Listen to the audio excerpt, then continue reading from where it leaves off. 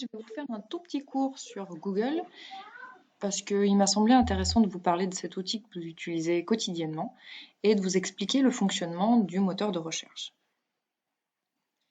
Alors, un petit historique, l'outil a été développé par deux doctorants en informatique qui faisaient leur doctorat à l'université de Stanford en Californie.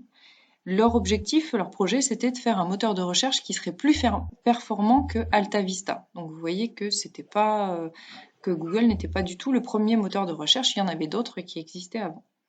Ils ont eu un prix qui leur a permis d'investir. En fait, cet argent a été fourni par Sun Microsystems, qui était vraiment un des plus gros fabricants à l'époque d'ordinateurs. Donc c'était vraiment une très belle reconnaissance. Et un an plus tard, en 1998, ils ont pu fonder Google Incorporation. Alors pourquoi ça s'appelle Google?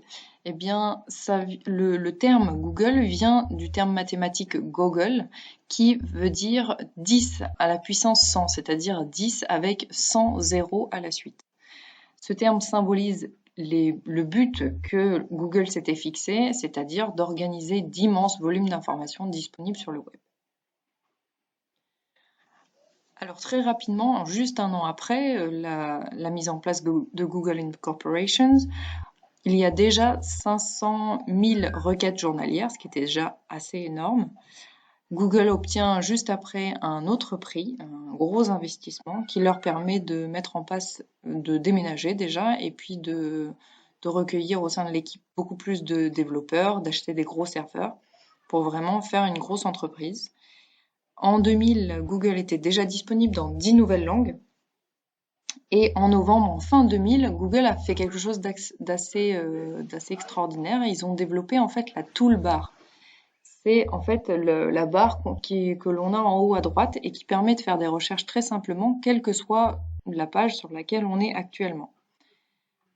Avec cette toolbar, ça a vraiment explosé le nombre de requêtes journalières, ce qui est monté à environ 1000 requêtes par seconde en moyenne dans le monde. Et en 2010, Google devient le premier moteur de recherche et reste à ce jour indétrônable. Là, on voit un petit peu les statistiques d'aujourd'hui. Aujourd'hui, on a 81% des requêtes mondiales qui sont faites sur Google. Il y a juste Baidu qui s'en sort un petit peu. C'est en fait un outil chinois qui est très spécifique à la Chine et du coup encore 35% des Chinois préfèrent utiliser cet outil, mais ça risque de changer dans les années à venir. Au cours des dernières décennies, Google a été au cœur de plusieurs controverses. Celle qui revient un petit peu souvent, c'est la manipulation du page ranking.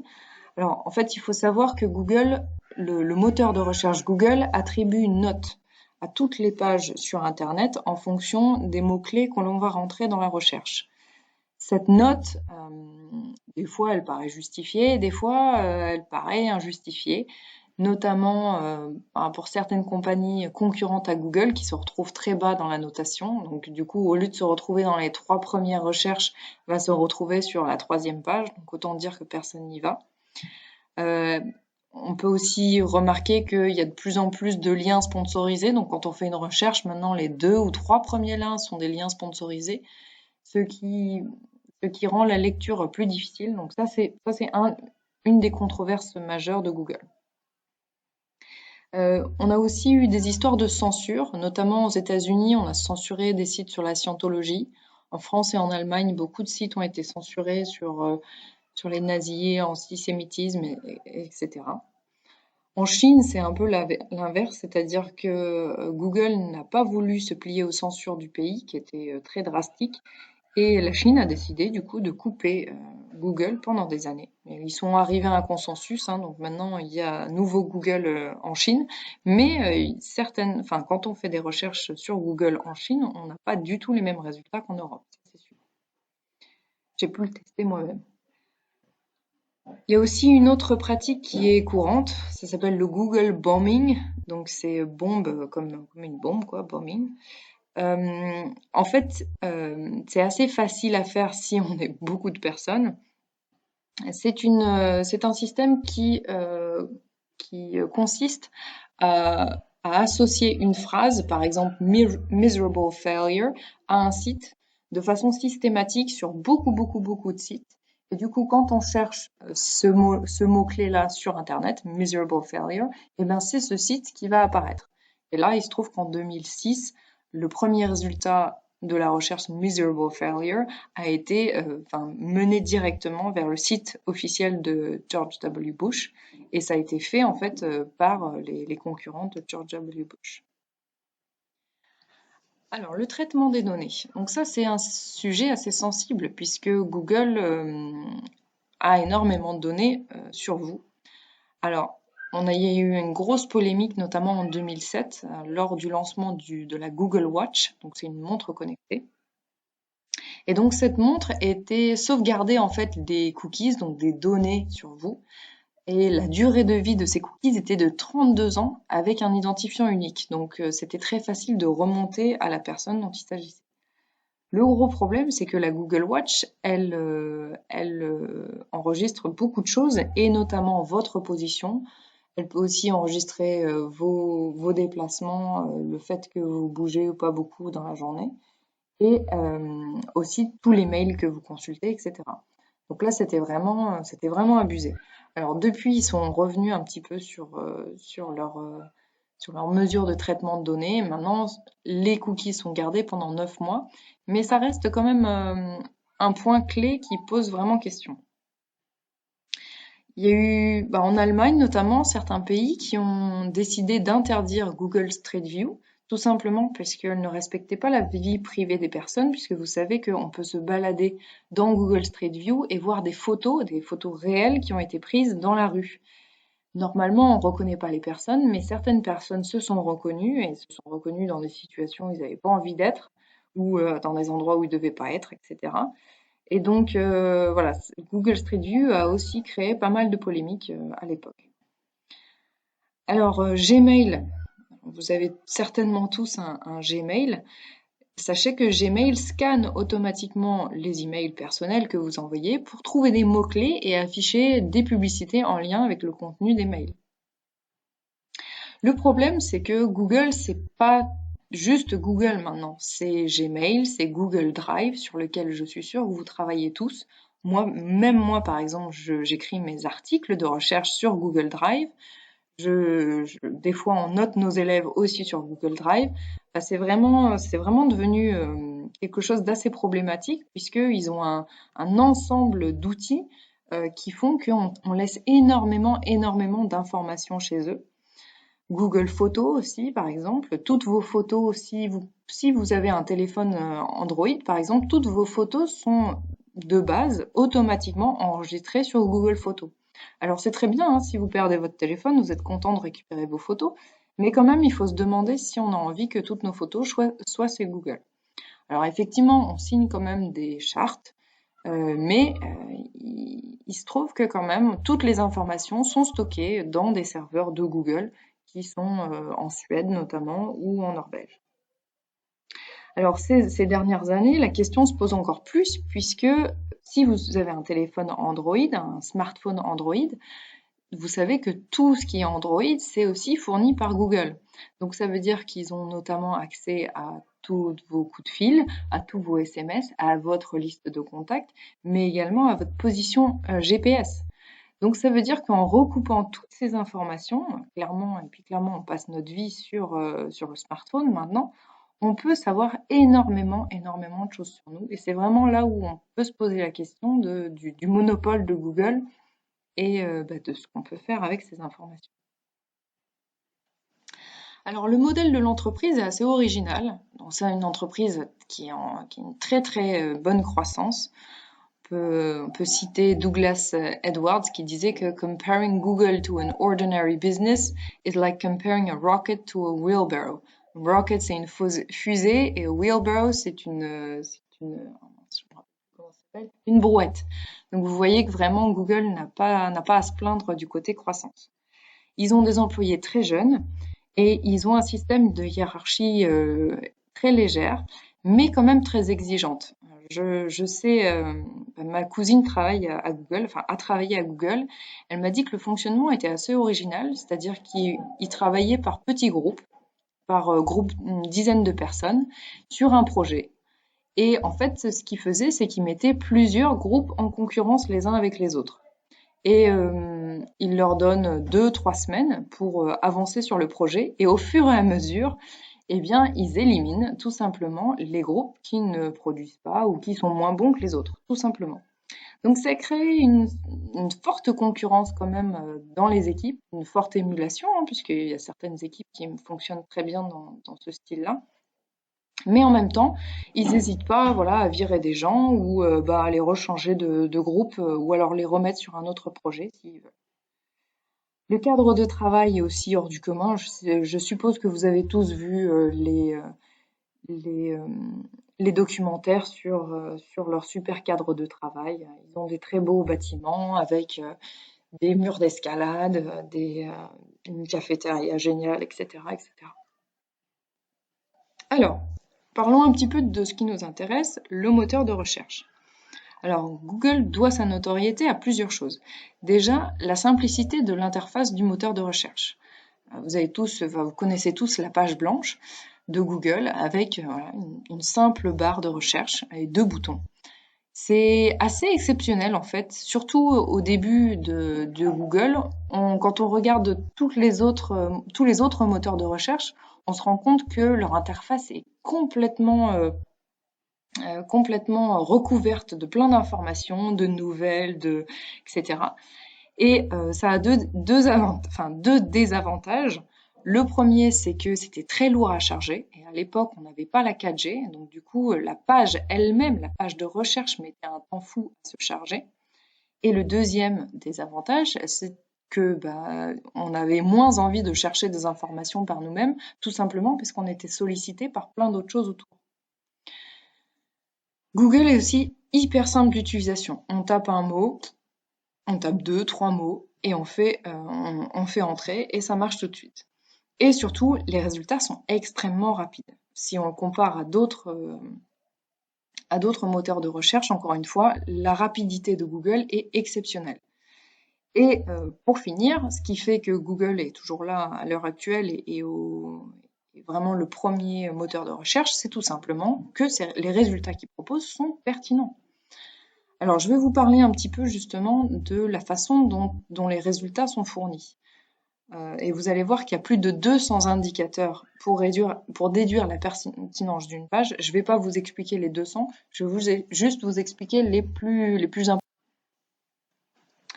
Alors, le premier critère, qui semble logique, c'est les mots-clés que l'on retrouve sur la page. En fait, ce qui va se passer, c'est que quand vous faites une recherche dans la barre de Google, par exemple, je sais pas, cactus vert, disons, il va prendre ces mots et il va les comparer avec tous les sites existants, avec tous les mots-clés sur ces sites existants. Donc vous voyez que là, il faut être extrêmement rapide parce qu'il y a une flopée de sites quand même. Ce qu'il va faire, c'est qu'il va regarder pour chaque site tous les mots-clés qu'il peut retrouver. Ces mots-clés, ils tiennent compte de 2 choses. Ils tiennent compte de leur importance. C'est-à-dire que si le mot-clé est dans le titre, par exemple, de la page web, il va avoir plus d'importance. Donc si j'ai une page qui a le mot cactus en titre, il va avoir plus de points qu'un autre site où il y a juste le mot cactus parmi plein d'autres mots et que le site s'appelle, je sais pas, voiture. Donc il va tenir compte de l'importance de ces mots dans la page, donc en fonction de la position dans laquelle il est. Donc ça peut être un titre, ça peut être un titre de section, ça peut être juste du texte basique. Le fait que le mot soit en gras aussi peut avoir une importance, ou que ça soit un lien, ça peut aussi avoir de l'importance. Il va aussi analyser si le mot est en lien avec les autres mots autour. Et pour ça, on va utiliser des ontologies. Alors là, je vous ai montré un exemple d'ontologie. Donc là, on a par exemple catastrophe naturelle, feu, tsunami, volcan. Donc c'est des mots qui sont dans le même groupe en fait, ils sont dans la même thématique. Si on a un mot qui n'a rien à voir dans cette thématique-là, alors ce mot-là n'aura pas autant de poids qu'un mot qui est dans la même thématique, puisqu'on va se dire que ça n'a rien à voir, soit c'était une erreur, soit c'est pas pertinent. Donc voilà, avec cet ensemble-là, en fait, Google va donner une note de pertinence à chaque page qui va ensuite pouvoir être affichée plus ou moins haut dans les recherches. Le deuxième critère qui est extrêmement important et qui est en fait totalement novateur à Google, c'est le PageRank. C'est très important. En fait, ce PageRank va faire en sorte que les sites qui ont le plus de liens avec d'autres sites soient mieux référencés. C'est-à-dire que si vous avez un petit site, un blog par exemple, écrit par une personne et qui n'est que relié, qui n'est que, enfin, dont un autre site pointe vers ce site, mais juste une fois. Donc les flèches, ça représente les liens vers le site. Donc ici, par exemple, le site A, c'est juste un petit blog, et il y a un autre site, un blog, disons, un autre blog qui référence ce site-là. Vous voyez que ce blog va avoir très très peu de points, alors que, par exemple, un site du gouvernement où il y a énormément de pages qui font référence et ce site du gouvernement refait, par exemple, fait référence à un autre gros site, eh bien là, il va avoir énormément de points.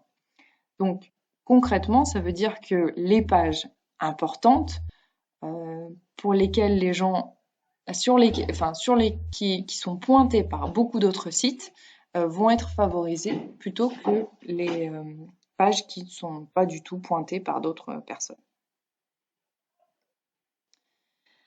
En plus de ces deux critères qui sont extrêmement importants, il y a une vingtaine d'autres indicateurs qui sont proposés dans l'algorithme de calcul de pertinence. Il y a le Trust Rank, par exemple. C'est un indicateur de confiance pour combattre les spams. Donc là, en fait, Google a une liste de sites qui ne sont pas, disons, qui sont contrôlés comme étant des spams. Et du coup, il va les lister et il va régulièrement re-regarder tous ces sites. Et tous les sites qui ressemblent à des sites listés comme des spams vont voir leur note de pertinence baisser. Le fait que les sites soient mis à jour récemment, ça aussi, ça permet d'augmenter la note de pertinence. Le nombre de visites récentes aussi augmente le calcul de pertinence. Le domaine d'hébergement, ça c'est très important.